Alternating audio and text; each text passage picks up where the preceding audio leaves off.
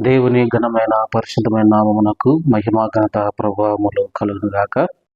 ప్రభువైన యేసుక్రీస్తు నామములో మీ అందరికీ వందనాలు, శుభాలు తెలియపరుస్తూ ఉన్నాం. నేటి పరిశుద్ధ లేఖన భాగాన్ని ధ్యానం చేసుకుందాం. యోహాను సువార్త 1వ అధ్యాయము 4వ వచనం. ఆయనలో జీవముండెను, ఆ జీవము మనుషులకు వెలుగై ఉండెను. ఆయనలో అంటే ప్రభువైన క్రీస్తులో జీవముండెను.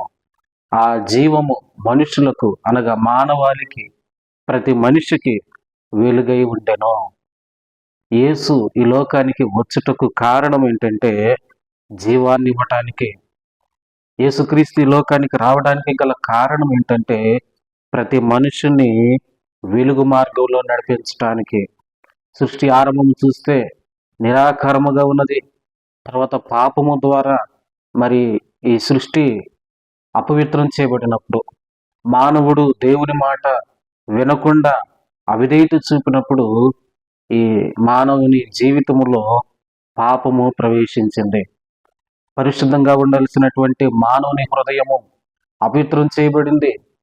అందుకే అపవిత్ర మార్గాల్లో నడుస్తున్నటువంటి మానవుణ్ణి మరలా దేవుని యొక్క నిత్య జీవము అనుగ్రహించడానికి, యేసునందు విశ్వాసం ఉంచిన వానికి పాపక్షమాపణ, విడుదల అనుగ్రహించటానికి దేవుడు రక్షకుడిగా ఈ లోకానికి వచ్చాడు. యేసును నమ్మిన వారికి మరి వెలుగునిచ్చేటువంటి దేవుడు. మానవులు ఈ రోజున చీకటి మార్గాల్లో బ్రతుకుతూ ఉన్నారు. వారు ఏం చేస్తున్నారు, వారు దేని కొరకు బ్రతుకుతున్నారో అర్థం కానటువంటి పరిస్థితి మనం చూస్తూ ఉన్నాం.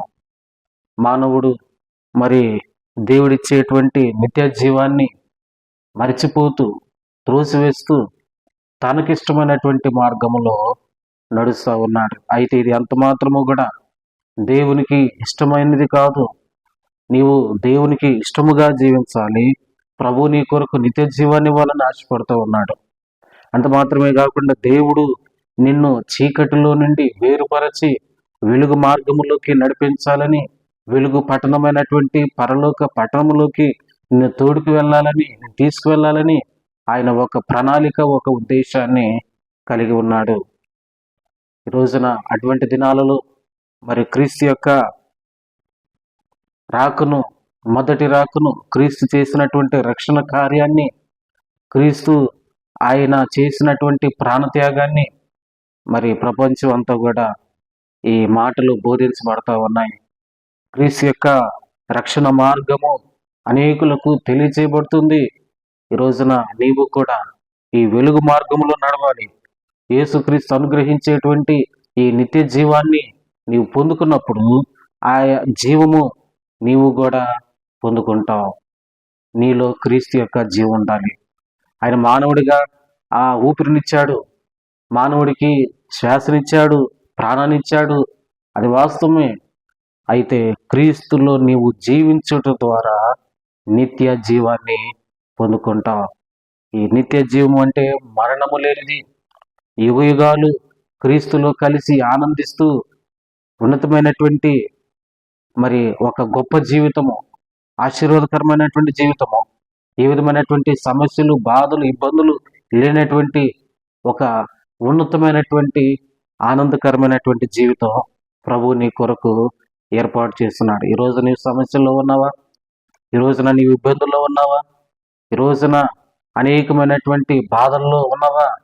అయితే నీ కొరకే ప్రభు అయిన యేసుక్రీస్తు వచ్చాడు. ఆయనలో జీవముండెను, ఆ జీవము మనుషులకు వెలుగై ఉండెను. నీవు వెలుగులో నడవాలి. నీవు క్రీస్తు యొక్క జీవాన్ని పొందుకోవాలి. అటు కృపా దీవెనలు ప్రభు ప్రతి ఒక్కరికి దయచేయనుగాక. ఆమేన్. ప్రార్థన చేసుకున్నాం. పరిశుద్ధుడైన మా తండ్రి, ప్రేమ కలిగిన దేవా, మీకు వందనాలు.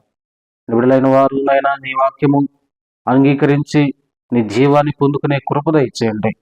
నీ వాక్యము జీవము గలది, శక్తి కలిగినది, బలము కలిగినది. ఇటు బలమైనటువంటి నీ వాక్యము ప్రతి ఒక్కరు కూడా అంగీకరించి వెలుగు మార్గంలో నడవటానికి కృప దయచేయండి. విడుదల ఉన్నటువంటి ప్రతి విధమైనటువంటి ఆటంకాల నుండి, సమస్యల నుండి విడుదలనిచ్చి నాయన సంతోషకరమైనటువంటి జీవితాలు దయచేయమని యేసుక్రీస్తు ఘనమైన నామములో ప్రార్థించేటప్పుడు తండ్రి. ఆమేన్.